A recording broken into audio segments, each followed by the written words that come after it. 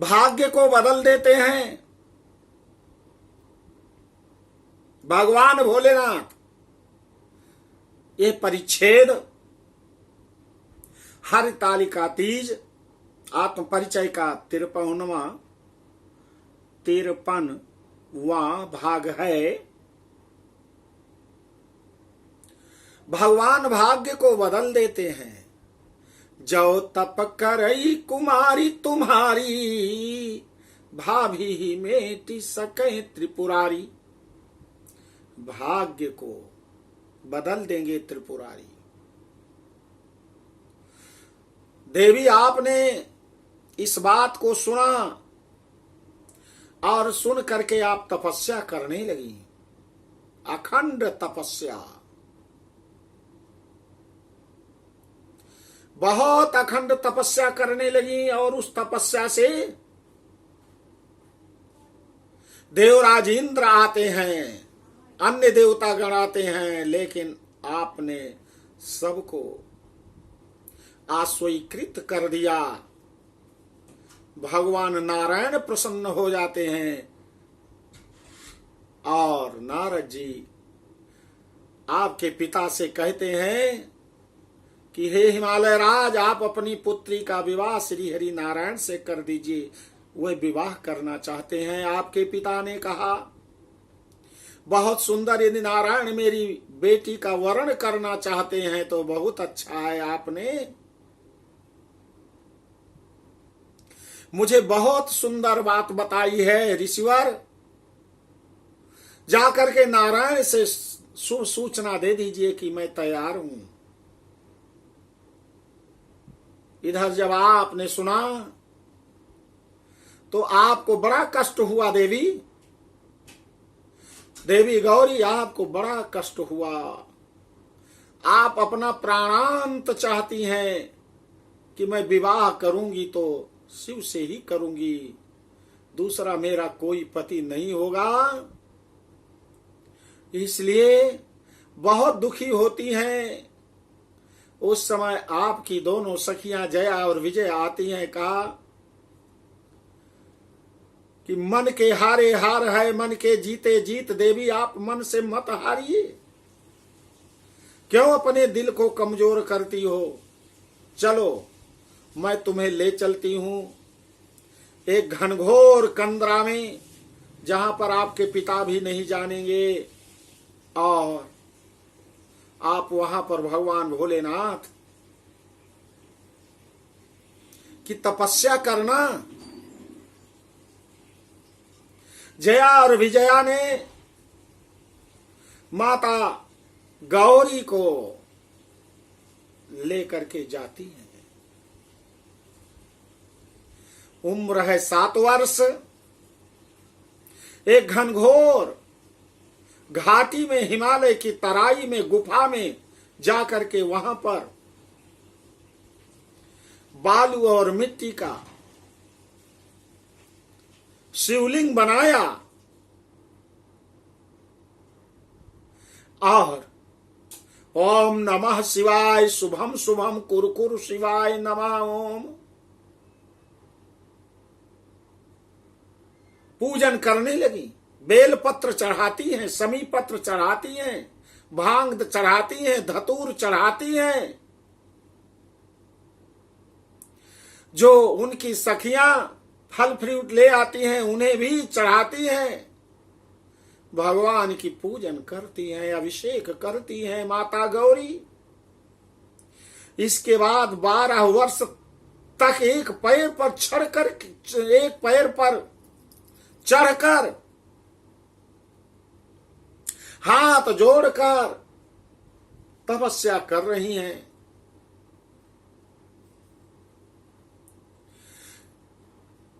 कुछ दिन 65 वर्षों तक पत्ते खा करके तपस्या करती हैं। उनका नाम परना पड़ा। और कुछ दिन इसके बाद पत्ता खाना भी छोड़ दिया, उनका नाम अपर्णा पड़ गया। माघ के महीने में शीतल जल में रात दिन खड़ी होकर के तपस्या करती हैं। ज्येष्ठ के महीने पंचाग्नि 5 स्थान पर अग्नि जलाकर सर्किल में और बीच में बैठकर तपस्या करती हैं। बरसात में खुले आकाश के नीचे तपस्या करती हैं। ओम नमः शिवाय शुभम शुभम कुरु कुरु शिवाय नमः। ओम अखंड तपस्या। और यह भादो मास के शुक्ल पक्ष की जब तृतीया तिथि आती है तो उनकी दोनों सहेलियां सारी पूजन सामग्री कलश आदि मिट्टी का तैयार किया।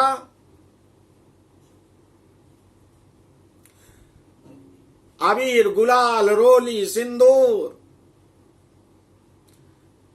और संपूर्ण भगवान के पूजन की सामग्री को लेकर के माता से कहा, मां गौरी आप आदि शक्ति हो, भगवान भोलेनाथ का पूजन करिए।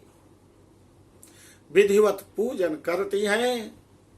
रात्रि भर माता गौरी और दोनों उनकी सहेलियां नृत्य करती हैं, गीत गाती हैं, भजन करती हैं, भगवान भोलेनाथ की कथा कहती हैं। पूरी रात्रि व्यतीत हो जाती है। अगले दिन पूजन की सारी सामग्री को नदी में प्रवाहित करती हैं और भगवान भोलेनाथ के शिवलिंग पर माता गौरी ऐसे अपना सिर रख देती है। भगवान वहीं पर प्रकट हो जाते हैं। कहा, देवी मैं प्रसन्न हूं, वरदान मांगो। कहा, प्रभु आप प्रसन्न हैं तो आपके बिना मैं नहीं रह सकती हूं, जीवित नहीं रहूंगी।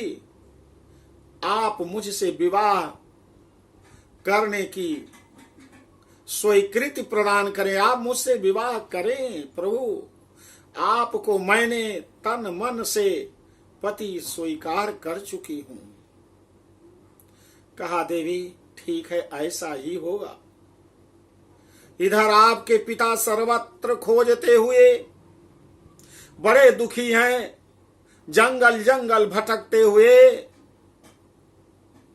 जिस प्रकार से भगवान राम ने श्री सीता जी को खोजा था, सबसे पूछा था, बहुत व्यतीत थे। हे खग मृग हे मधुकर श्रेणी, तुम देखी सीता मृग नैनी। ऐसे तुम्हारे पिता समस्त पशु पक्षियों, शेर बाघों, हिरण, वन्य जीवों से पूछते हुए भटकते हुए नदी के तट पर आते हैं तो देखा वहां पर और आप विराजमान है भगवान भोलेनाथ की तपस्या में। देख करके कहा, हे पुत्री आ जाओ, मेरे गले से लग जाओ, मैं तुम्हारे बिना कैसे रह सकता हूं। कभी आपने मुझे सोचा? मैं बहुत व्याकुल हो गया हूं, मेरा तो प्राण निकल जाता तुम नहीं मिलती बेटी। इस प्रकार से हिमालय राज और माता गौरी दौड़ती हैं, उनके गले से लग जाती हैं। कहा, पिताजी आपके अभाव में मुझे भी बहुत दुख और कष्ट हुआ है। दोनों लोग रोते हैं, बहुत रोते हैं। माता गौरी ने कहा, पिताश्री मत रोइए, मैं तो इसलिए आपसे दूर हो गई थी कि आपने मेरा विवाह श्री हरि से करने का निश्चय कर लिया था। मैंने तो तन मन से जन्म जन्मांतर से शिव की प्यासी हूं, शिव की अर्धांगिनी हूं, शिव को चाहती हूं। शिव के बिना मैं 100 हो जाऊंगी। कहा बेटी ऐसा मत कहो, अब आपका विवाह शिव से ही होगा, शिव से ही होगा। सर्वत्र आकाश से पुष्प वर्षा होने लगी।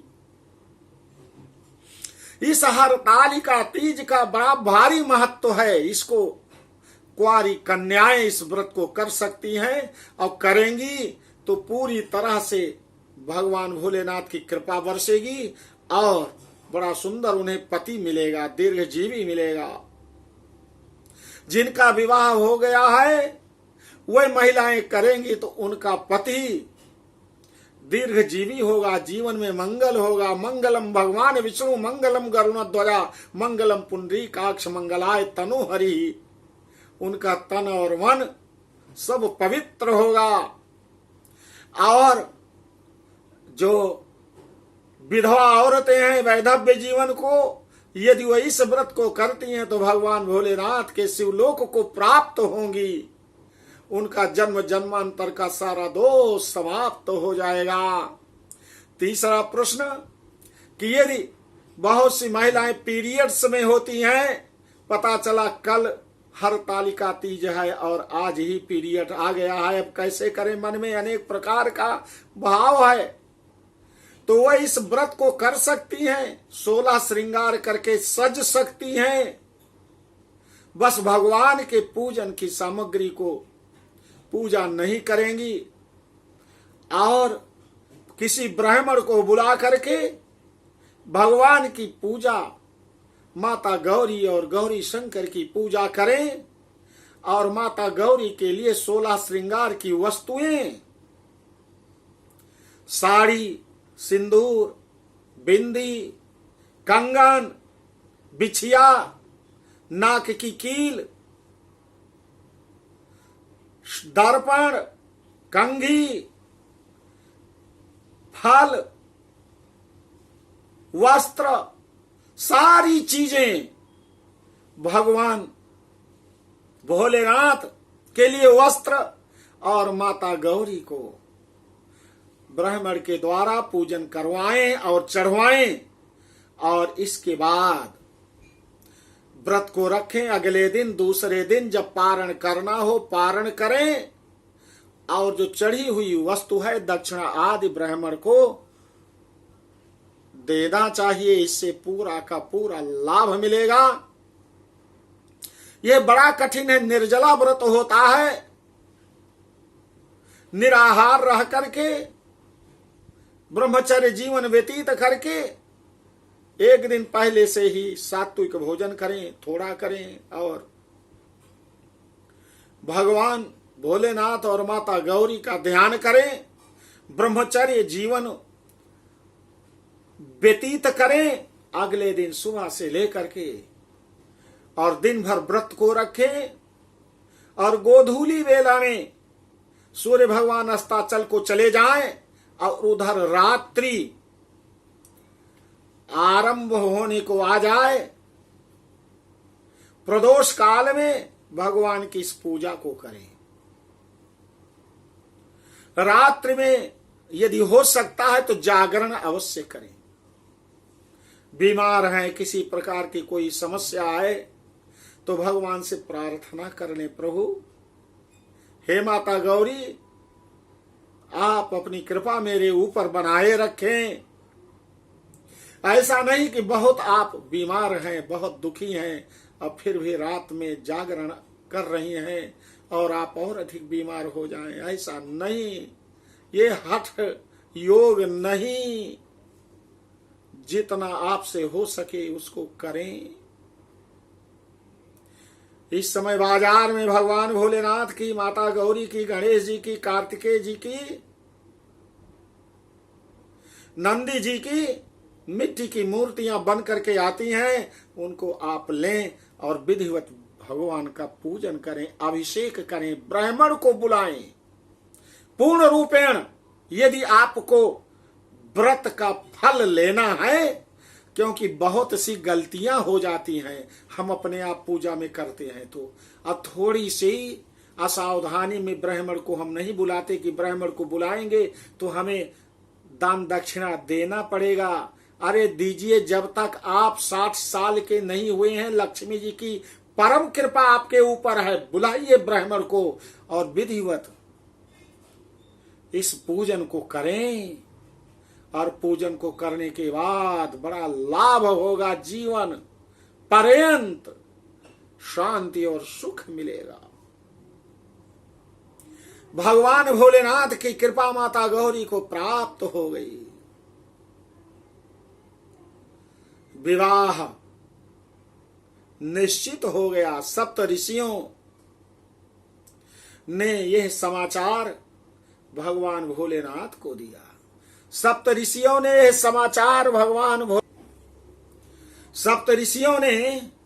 यह समाचार भगवान भोलेनाथ को दिया। भगवान भोलेनाथ पूरी तरह से बारात की तैयारी करके अपने वास्तविक रूप में गले में नाग डाले हैं, मृग छाला ओढ़े हैं, बाघांबर पहने हैं, कान में कुंडल के रूप में बिच्छू को धारण किए हुए हैं, हाथ में कंगन के स्थान पर छोटे सर्पों को धारण किए हुए हैं, पैर में कणे के स्थान पर मोटे सर्प को धारण किए हुए हैं। बूढ़े बैल पर बैठ करके आते हैं, बूढ़े बैल पर बैठ करके आते हैं, और उनकी बाराती में भूत प्रेत सा नाचते गाते आते हैं। माता गौरी की मां मैना ने देखा तो देखते ही बेहोश हो गई। कहा मेरी बेटी का विवाह नहीं होगा, नहीं होगा, भले कुंवारी रह जाए, लेकिन इस अघोरी ये भस्म लगाए हुए तन बदन में राख लपेटे हुए, नंगे पैर चलने वाला, त्रिशूल में डमरू लटकाए हुए, डमरू को बजाने वाला, डम डम की ध्वनि निकालने वाला, गले में बांसुरी सर्प फुफकार कर रहे हैं। उनके समीप यदि कोई जाता है तो बिच्छू डंक मार देते हैं। उनके पैर के समीप यदि कोई जाता है तो जो मोटे कड़े के समान सर्प हैं उनको डस लेते हैं। भूत प्रेत संग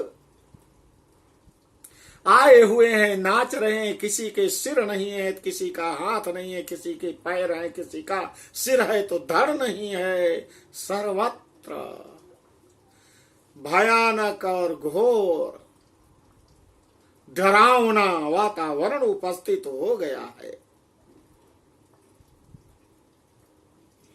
माता गौरी घबराती हैं, क्या होगा अब।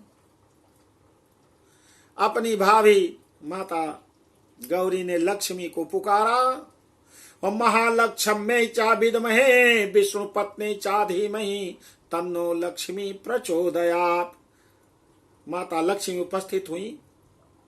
बताइए देवी, कहा आपने ही सहमति दिया था, अब मेरा विवाह कैसे होगा। मेरा सिंदूर तो बिखर गया है, उसे बहोरो बहारो, इकट्ठा करो, मेरा विवाह कराइए, आपके बिना कुछ नहीं हो सकता। कहा घबराओ मत देवी। इसके बाद माता लक्ष्मी जाती हैं। कहा हे भोलेनाथ, आपका विवाह जिस रूप में आए हो, जिस कुरूप को संवारे हो, जिस भय को फैलाए हो, जिस विष को विस्तारित किए हुए हो, जिस भूत प्रेतों को सर्वत्र उपस्थित अनुपस्थित किए हुए हो, क्या इससे कोई अपनी बेटी का विवाह आपसे करेगा। आप वचन दे चुके हैं कि मैं विवाह आपसे करूंगा। देवी गौरी, तो विवाह नहीं हो पा रहा है प्रभु, क्यों? कहा देवी मैं भी बहुत चिंतित हूं, अब क्या करूं, आप ही कुछ करें। कहा अब मैं कुछ करूंगी, अवश्य करूंगी। आओ, संपूर्ण ये जो आपकी निजता है इसको शुभता में मैं बदल देती हूं। जो संपूर्ण संसार जिस सौंदर्य को चाहता उस सौंदर्य को मैं उपस्थित कर देती हूं। मैं सौंदर्य की स्वामिनी, सौंदर्य की जन्मदात्री हूं। भगवान भोलेनाथ को ले जाती हैं, बैठा करके उनके बाल को हेयर कटिंग किया, उनको अभिषेक किया, स्नान कराया, दूध से, दही से, घी से, शहद से, गंगा जल से, हल्दी से मसाज किया और पूरी तरह से ऐसा सजाया कि पूरा त्रिभुवन देखते रह गया। 27 नक्षत्रों का उनके मुकुट में वो प्रकाश फैलाया। 27 नक्षत्र उनके शीश पर धारण किए हुए मुकुट में आकर के वो जड़ उठे। चंद्रमा उपस्थित हो गए। जिधर वो देखते हैं चमचमात चंचल नयन, बिच घूंघट पट झीन, मनहु सुर सरिता विमल जल, उछलत दृग बहुमीन। चमचमा उठता है। उनके नेत्र को संपूर्ण संसार की सुंदरियां अपने घूंघट पट से देखती हैं और घूंघट पट से वो चंद्रमा और नक्षत्रों के प्रकाश से ऐसे दिखाई देते हैं जैसे गंगा जल में क्रीड़ा करती हुई मछलियां हों। इंद्र का रथ आ गया। सारथी माता लक्ष्मी बन गईं। रास घोड़ों की हाथ में ले लिया। नारायण उधर गरुड़ के साथ पीछे लग गए। माता लक्ष्मी घोड़ों को हाँकती हुई भगवान भोलेनाथ को रथ पर आरूढ़ कराया और ऐसा जैसे त्रिभुवन में ऐसा विवाह मंगलमयी न हुआ है न होगा। माता गौरी ने कहा अच्छा घोड़े को खड़ा किया। कहा नारायण मैं जरा अपने शिव शंभु भोले को देख लूं। देखा तो माता लक्ष्मी मोहित हो गई और सुंदर सोने की थाली में आरती करती हैं।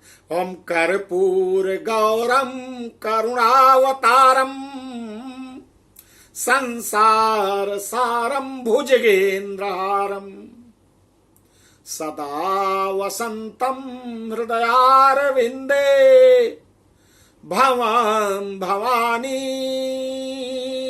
सहितं नमामि। इसके बाद घोड़ों को हाँकती हुई हिमालय में सर्वत्र अंधेरे को दूर करती हुई हिमालय राज के भवन के समीप पहुंचती हैं तो शोकाकुल वातावरण पहले था, अंधेरा था, सर्वत्र अज्ञान का अंधेरा छाया हुआ था। सारे अज्ञान के अंधेरे को दूर कर दिया और ऐसी चमक, ऐसी लपट, ऐसी कूल मून लाइट संपूर्ण संसार के संपूर्ण नक्षत्र मंडल, आकाश के संपूर्ण तारे आज हिमालय के घर पधारे और सर्वत्र चमचमाने लगा। ऐसी चमक, चमचम की चमक, शीतल लपट, लोगों की झपट सर्वत्र दृष्टिगत होती जा रही है। पुनः ढोल बजने लगा, मंजीरा बजने लगा, सहनाई गूंजने लगी, विवाह का मंगल गीत गाया जाने लगा, विवाह का वाद्य बजने लगा। सारे देवता आज ऐसे क्या कहना, भूत प्रेत तो दूर हो गए, 33 करोड़ देवी देवता बारात में विराजमान हैं, नाच रहे हैं, कैसा दूल्हा है। तुरंत माता गौरी ने देखा अपनी माता को, मैना को बताया कि माता देखो तुम्हारा दामाद बन करके भगवान भोलेनाथ दूल्हे के रूप में आए हैं, जरा देखो तो। जैसे ही एक बार देखा, देखते ही निहाल हो गई। सर्वत्र लगा कि माला माल हो गई, प्राणों में शक्ति आ गई, उठकर बैठती हैं और स्वयं मंडप में दूल्हा को बुला करके और गौरी की माता मैना आरती करती है। हम कर्पूर गौरम करुणावतारम संसार सारम भुजगेन्द्रहारम सदा वसंतम हृदयारविंदे भवां भवानी सहितं नमामि। इदग्वं हविः प्रजननम में अस्तु 10 वीरग्वं सर्वगणग्वं स्वस्ते आत्म शनि प्रजा शनि पशु शनि लोक शनि भय शनि अग्निम प्रजाम बहुलाम करोत अन्नम पयोरेतो असमा सुधात। आरती करने के बाद सुंदर विवाह प्रारंभ हुआ। भगवान गौरी शंकर परिणय सूत्र में बंध गए। परिणय सूत्र में बंध गए तो इस व्रत का बड़ा ही महत्व है। देवियों सज्जनों महानुभावों, बड़ा सुंदर व्रत है। यदि आरंभ कर दिया तो जब तक जीवन स्वस्थ जरूर रहेगा, करना चाहिए, तोड़ना नहीं चाहिए व्रत को। सुंदर सौभाग्य शाली 16 श्रृंगार में अपने को सजाकर भगवान को सजाते हुए पूजन और व्रत को करना चाहिए। अर्धनारेश्वर भगवान गौरी शंकर आपके जीवन को मंगलमय बनाएंगे। इसी के साथ अपनी वाणी को मैं विराम देना चाहता हूं। और विराम देने के पहले मैं आपसे निवेदन करना चाहता हूं, इस वीडियो को आपने देखा, लाइक करें। जो कभी भी सब्सक्राइब नहीं किए हैं, एक बार ही सब्सक्राइब करना है, सब्सक्राइब कर दें। बार बार सब्सक्राइब करने से अनसब्सक्राइब हो जाता है, केवल एक बार सब्सक्राइब करना है। और लाइक करें तथा अपने प्रियजनों को भेजें। ये हरतालिका तीज आप सबके जीवन में संपूर्ण विघ्न व्यवधानों को माता गौरी भगवान शंकर दूर करें और सर्वत्र सभी लोग स्वस्थ हों, सभी लोग सुखी हों, सभी लोग निरोगी हों, सभी सबका कल्याण देखें। जय माता की।